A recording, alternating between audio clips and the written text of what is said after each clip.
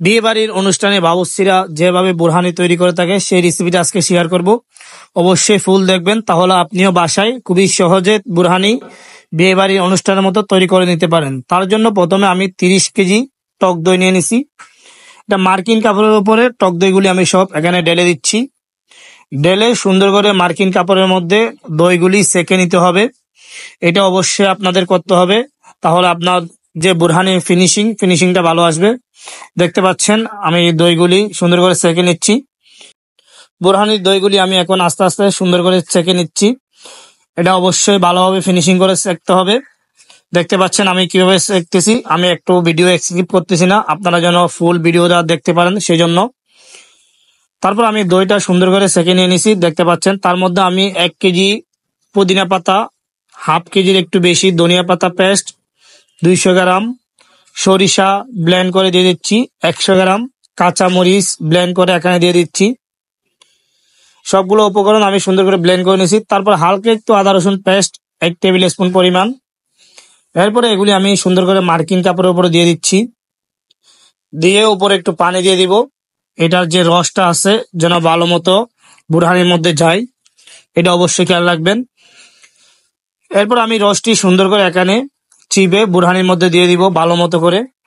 আর আপনারা যারা রেগুলার আমার ভিডিও দেখেন, আমার একটা ইউটিউব চ্যানেল আছে জাভেদ কিচেন বিডি, সবার একটু ভালোবাসা দরকার, সবাই একটু ওখানে সাপোর্ট করবেন। যারা রেগুলার ভিডিও দেখেন নিত্য নতুন রেসিপি পাবেন আমার ইউটিউব চ্যানেলে।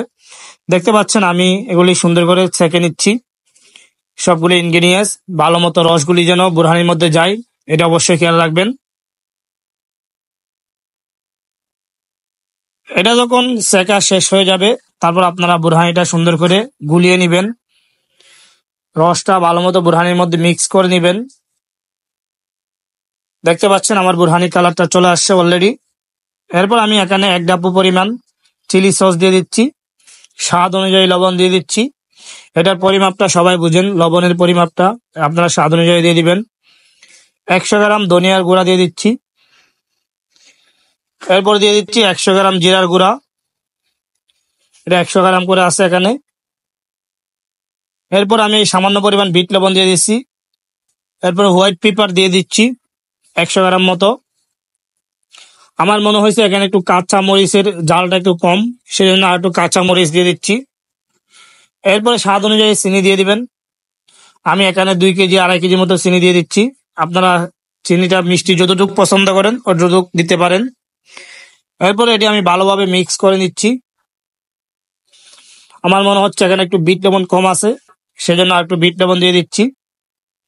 এরপরে আমি এখানে আইস দিয়ে দিব 2-3 কেজি পরিমাণ আইস।